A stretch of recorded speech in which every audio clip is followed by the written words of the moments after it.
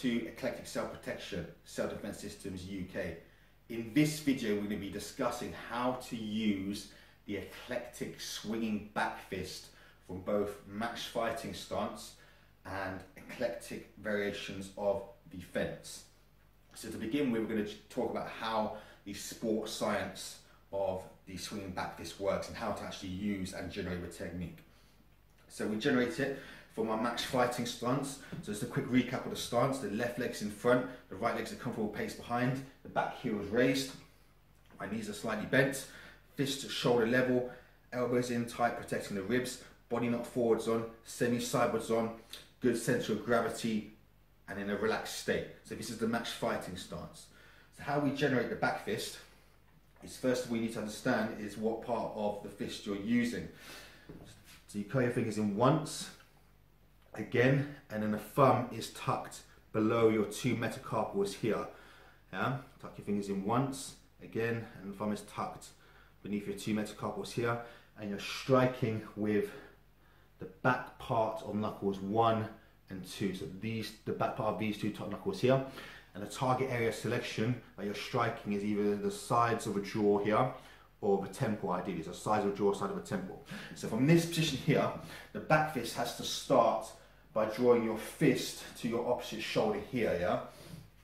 So it comes to your opposite shoulder here. Not here, but all the way to your opposite shoulder here. And the elbow, the point of the elbow is facing the attacker in front of you, yeah?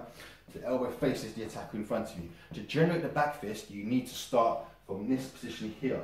So in order to do this, you need to tilt and twist and circulate your body to this direction slightly here, you see? Yeah?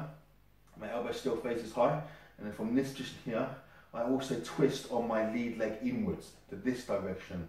So from here, the leg twists in to this direction, and my body goes to this direction too. The elbow still faces the attacker in front.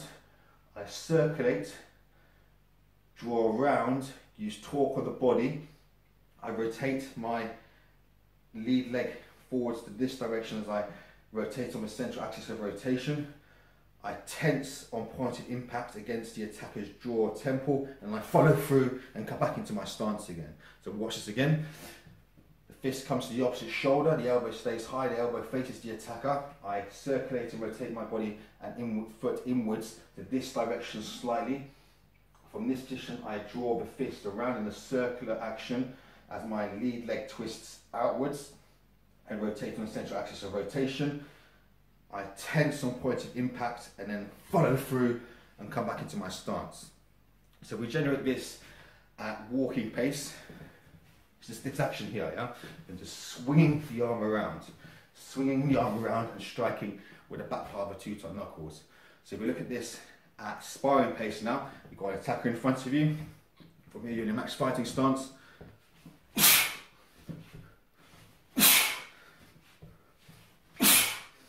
And you see the difference, yeah? Exactly the same thing on the right side. So this time you're in a right leg match fighting stance. The fist comes to the opposite shoulder, the elbow faces the attacker. I draw my leg inwards and body to this direction here. I still maintain vision of the attacker. I circulate around, generating torque with my body as I rotate, tense on point of impact, and then follow through and come back into my stance. Watch this again. Fist comes to the opposite shoulder, elbow faces the attacker. I draw my body and circulate my leg inwards to this direction slightly. Then I circulate the fist and arm around as my body rotates on the central axis of rotation. My leg goes outwards to this direction. I swing, I tense on point of impact and follow through and come back into my stance. So walking pace.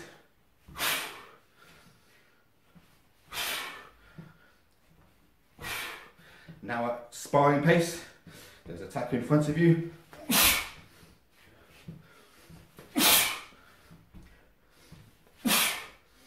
You can see the difference, yeah? Okay, so the next thing I want to talk about is how to activate the swinging back fist from the fence stance. So the basic fence works in a way of, again, having your left leg in front, the right leg comfortable pace behind, back heel raised, knees bent, lead arm controlling, opposite hand a comfortable pace behind, palms facing out in front, slight semi-bend in the elbows, Body not completely forwards on, semi-sidewards on, submissive, relaxed, passive state. So again, in order to activate the back fist against the attacker, you need to ask a question to engage the attacker's mind to create a window of opportunity for a preemptive strike. So always remember that. Ask a question to engage the attacker's mind to create a window of opportunity for a preemptive strike. If attackers use questions to disengage their victims before robbing their purse, robbing their mobile phone, stealing their Walkman, or whatever it is they want, it works for us as self-defense practitioners too, yeah? Okay, so from this position here, again, you're going to ask a question. You've got an attacker in front of you, whatever the problem is, it's a confrontation, you've disoriented, you've disturbed someone, or whatever the problem is, yeah? You've got an attacker in front of you. So from here, you're in your defense stance, you ask a question, look mate, you've got no trouble with me, to engage the attacker's mind, and at that point, you will generate a back fist and swing across and do the strike, yeah? So ask a question, look, why are you picking on me for? You ain't got trouble with me, and then from there, you draw the back fist across and around. So we're just going to generate some now, yeah? On the left side first of all. Whoa, whoa, whoa, mate. Look, you ain't got no trouble with me. I'm not a problem. Look, mate. Have you got the time, please? Take 5, but not 10. Okay, you see the questions used to create a sly, deceptive, preemptive strike. So you can make your own questions up and then use it with the back fist strike. So we'll generate some on the right side now. So from here, I'm on my fence stance. Slowly, first of all. Look, mate, why are you picking on me for? You ain't got a problem with me. Look, mate, have you got the time, please? Look, mate, can we talk about this? I'll buy you another drink. Yeah? That's walking pace. Now at fast sparring pace.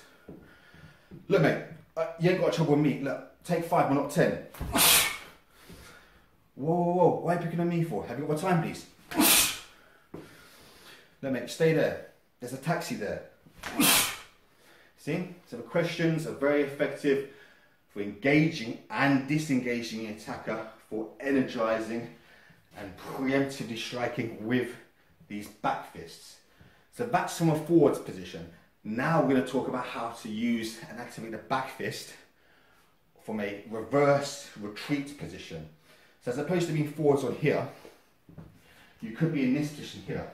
Let's say, for example, there's an attacker behind you and they're shouting abuse at you and going to come forwards to try and attack you, or they place their hand on the back of your lapels, for example. That's just the scenario here, yeah? So from here, you'd ask, let's say, look mate, you ain't got no trouble with me, I'm going. Then you use your hands to point at them and then point this way, and then the back fist will start from this position here, and then you draw across on the retreat and then leg it to safety, you see? See the psychology behind it. So from this position here, look mate, you ain't got trouble with me, I'm going. And then from here, draw the fist from this position, the elbow stays high, circulate across and around and drive the back fist across. And then you can be on your escape route to your safe zone, wherever that may be. So we'll draw someone on this side now. Whoa, why are you picking on me for? You ain't got trouble with me, I'm going. Whoa, I'm sorry to disturb you, what time please? Let me, you ain't got no trouble with me. Take 5, but not 10. Yeah, you see the psychology behind it and the difference it creates. Now we'll draw some on the right side.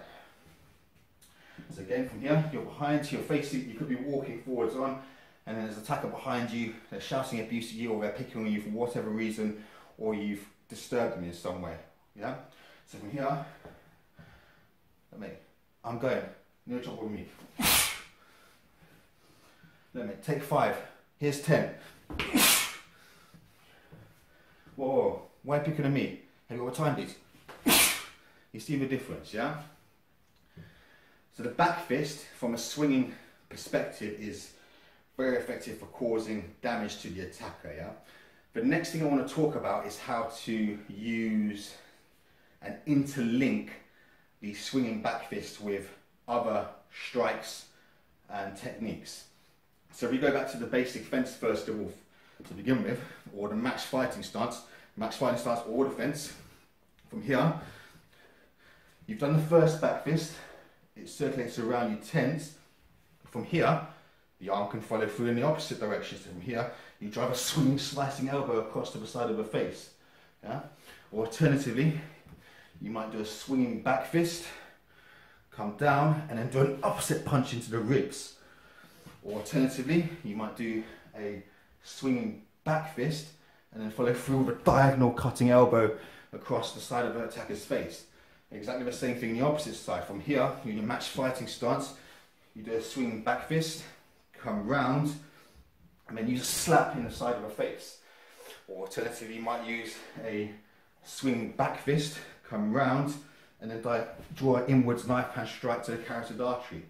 Or alternatively, you might do a swinging back fist and then come with a knee strike. See, there's loads of different examples you can use, but the point I'm trying to get across is to be reactive and interlink your techniques for personal defense to get the attacker away from you. So always remember, use force that's deemed reasonable in proportion to the level of threat, and generate these back fists fast, effectively, and dynamically. Okay, so we're finished there. So that there is how to activate swinging back fists from both the match fighting stance and different variations of defense. So try and use these techniques, these concepts in your everyday training and in your life, and try and complement it with what you already know for fast, effective, and dynamic self-defense. Thanks for watching. Please like, share, comment, and subscribe. You can post your questions down below and I'll respond. Thanks for watching. Hope you enjoyed this video, and do please stay in touch with our website, eclecticselfprotection.com, for everything relating to self-protection training and martial arts training in general. Thanks for watching, and we will see you next time.